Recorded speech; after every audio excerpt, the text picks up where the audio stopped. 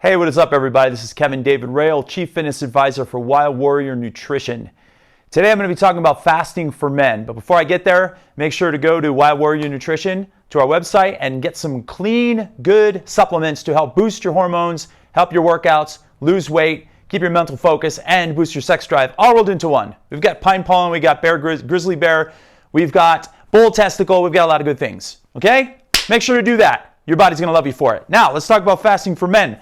I'm a man and I do fasting. I'm featured in the movie Fasting. If you haven't seen it yet, I highly suggest you do, because there's a lot of great information out there, not just for men, but for women as well. But today I'm specifically talking to all you guys out there because I want to encourage you to try to dip your toe in the waters of fasting. And once you do, I think you're going to keep your toes fully submerged in the world of fasting for a long time to come when you start seeing the benefits and what it does to your body and your mind and your soul and everything in between. So let's talk about different types of fasts. First of all, I get these questions on the gym floor all the time and out on the streets and down in Whole Foods and when I'm walking around shirtless in the summer. People come up to me and say, how do you get so ripped? How do you get so lean and everything else?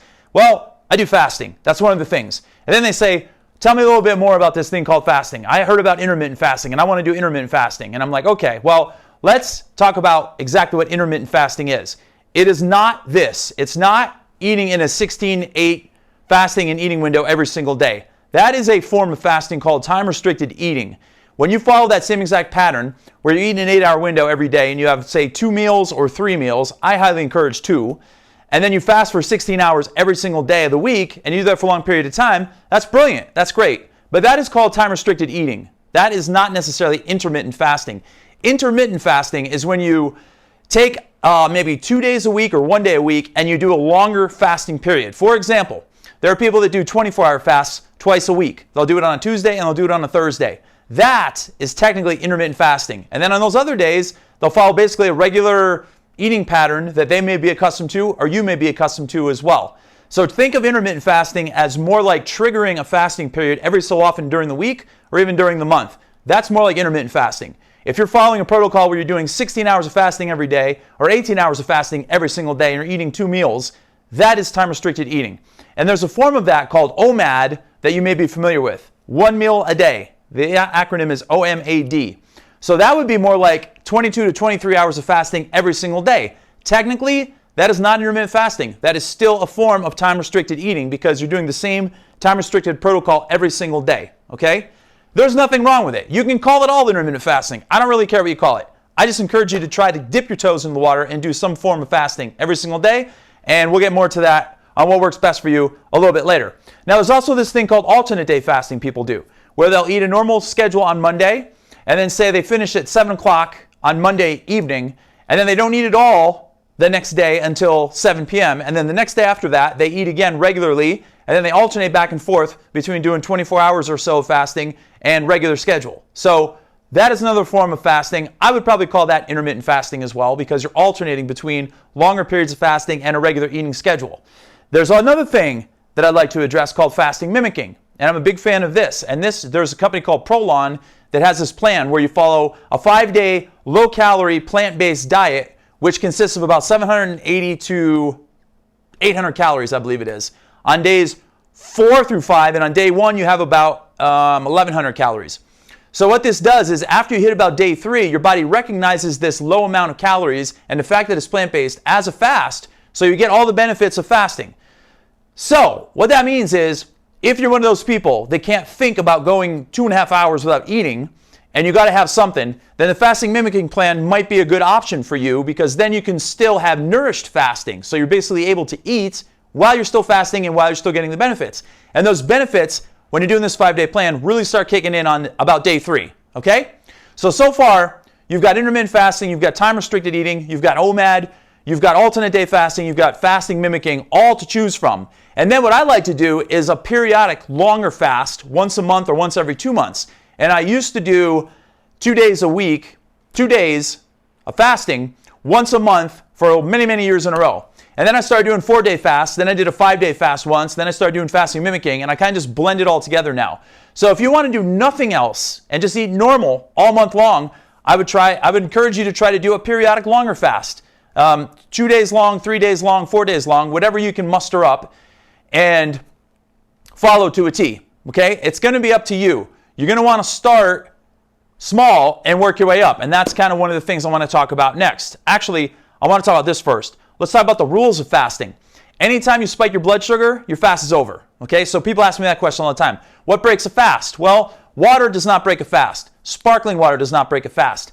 Tea does not break a fast.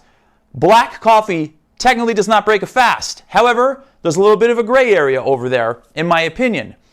I have not seen the research yet that says that drinking coffee and drinking tea does not absolutely break a fast. The way I look at it is this: when you're fasting, you want your body to be as immobile as possible from the inside, okay? So if you're taking a stimulant like caffeine, or if you're taking a black tea or a green tea, you're stimulating your system.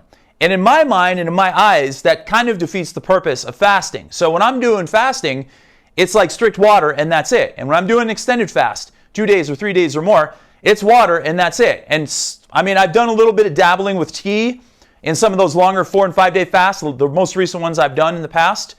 And I didn't really feel any difference as far as like it being negligible to my fasting experience. I think it gave me a little bit of energy, even the herbal teas I was using. But in the big picture, I suggest trying to go as fasted as possible. And the only way to truly get there is, in my opinion, is with water and sea salt. And I'll get to sea salt in a minute. So the purpose of fasting for me is cellular turnover, which is known as autophagy. So I'm trying to get rid of all the junky, crappy cells in my system as much as possible. And that is where the magnificence of fasting comes in. And that's where you start to really turn your health up a notch and you get the massive benefits of fasting. So for me, it's all about boosting the aging, boosting hormones, reversing the aging process, having cellular turnover, having healthy skin, having healthy systems working properly inside your body. And the way to do that, and the only way to truly do that, is to hit autophagy. And if you're going water only, you're all but guaranteed to hit autophagy. If you're starting to dabble with different things and drinking like coffee with coconut oil and all these different things and trying all this fancy stuff, I'm not 100% sure you can get there. Again, the research is not quite there yet, but it's on the verge.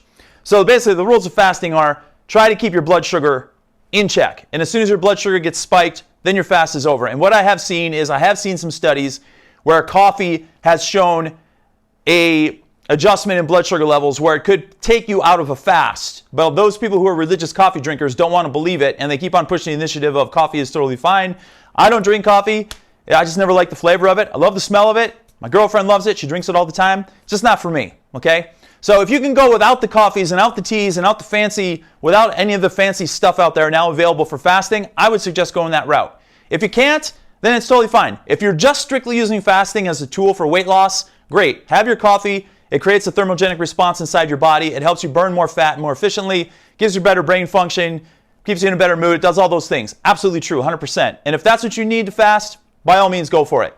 Okay? That's my 2 cents on that.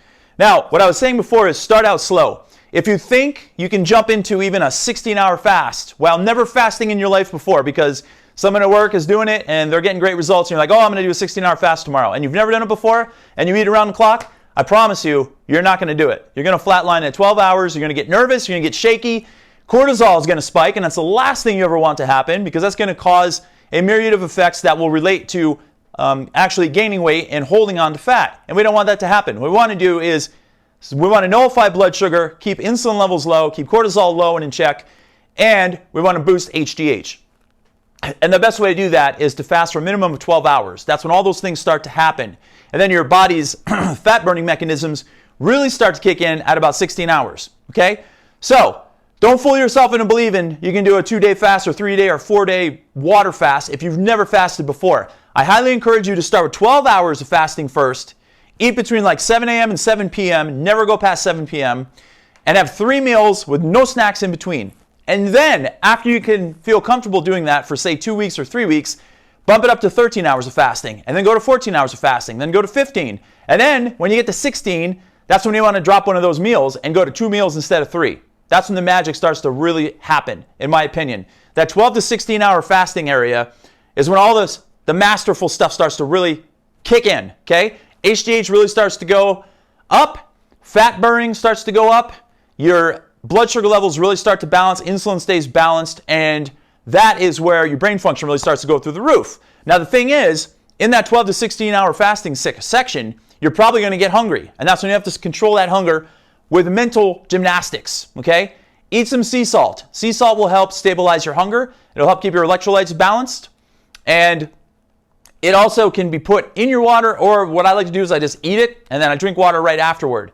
Use your sea salt to your advantage. Make sure it's just any good clean sea salt, not like the table salt you see in those circular containers at the store. That's garbage salt. You want good Celtic sea salt, Himalayan pink salt, anything that's a clean source of salt.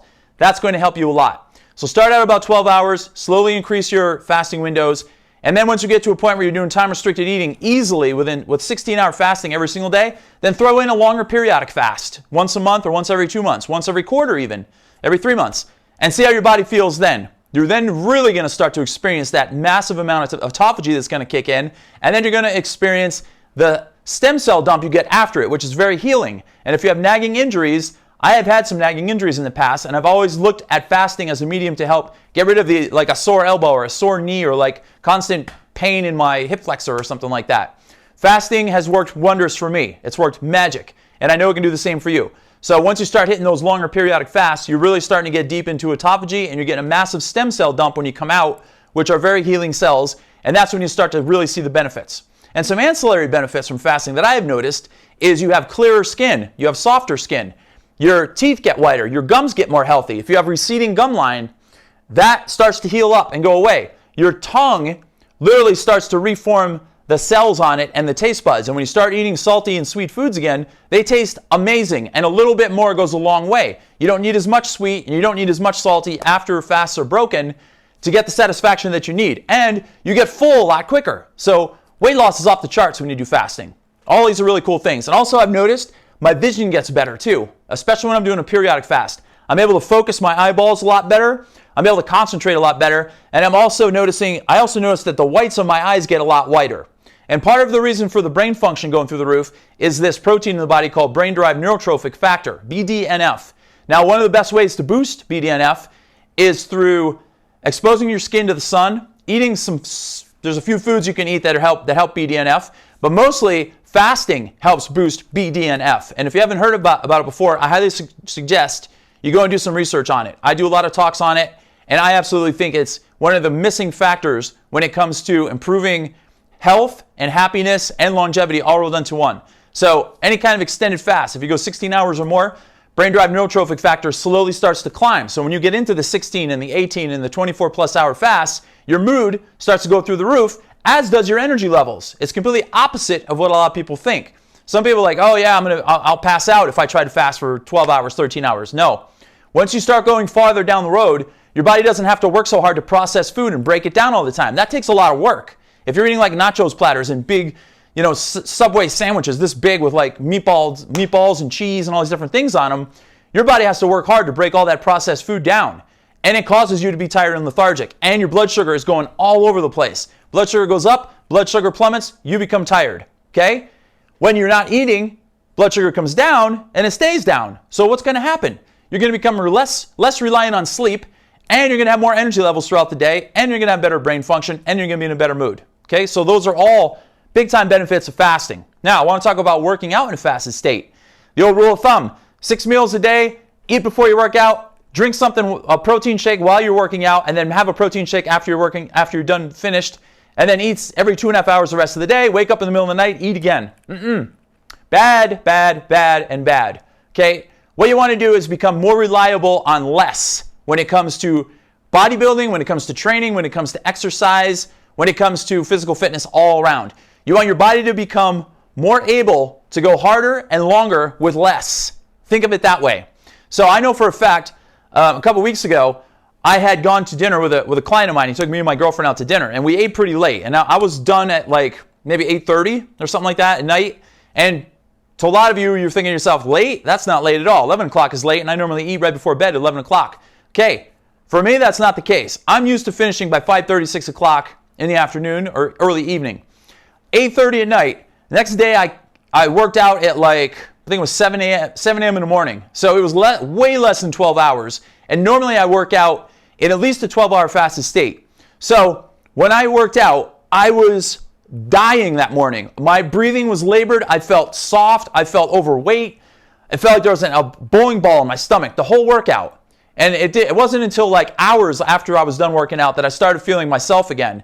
And that was a for me, it was a true test of how my body has gotten so acclimated to working out in a 12-hour fasted state. And oftentimes, it'll be 13 or 14 hours when I'm working out, and I feel amazing. I feel great. I feel lighter. I don't have that big, yuck gut feeling that you get when you eat something big and then you try to work out afterward. I was able to breathe a lot better. I'm able to breathe a lot better when I work out in a longer fasted state, and it just works out so much more efficiently for me. So, also, when you're working out in a 12-hour fasted state, remember what I said earlier. Your fat burning potential starts to go through the roof. Your HGH levels start to rise at the 12-hour mark.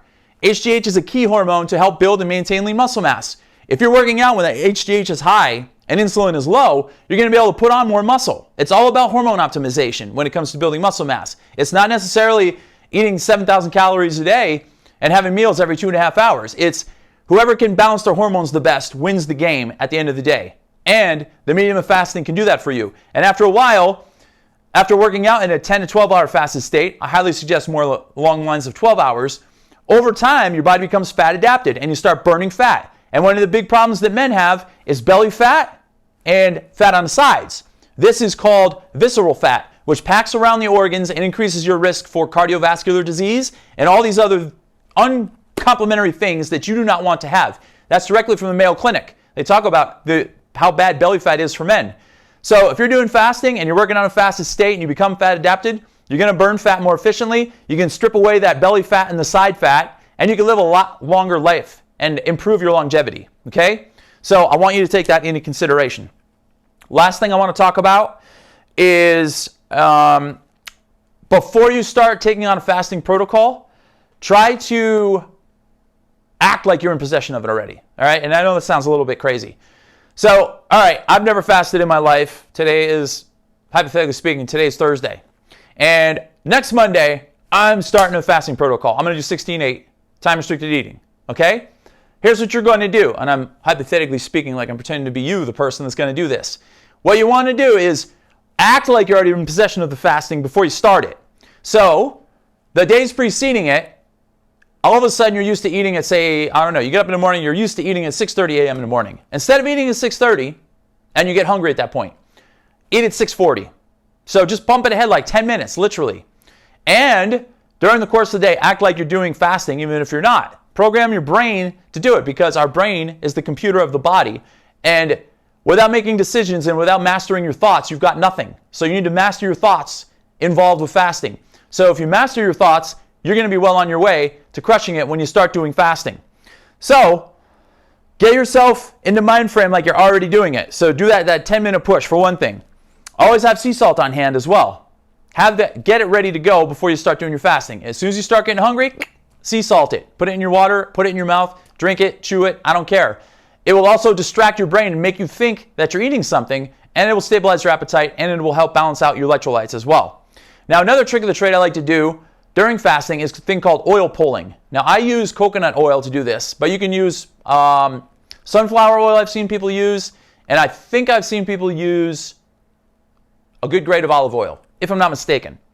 I just use coconut oil because I like it. So here's how it works. You take a tablespoon of it, you put it in your mouth, you close your mouth, and you literally swish it in between your teeth and in your mouth for 10 to 20 minutes. Yes, 10 to 20 minutes, not seconds, minutes.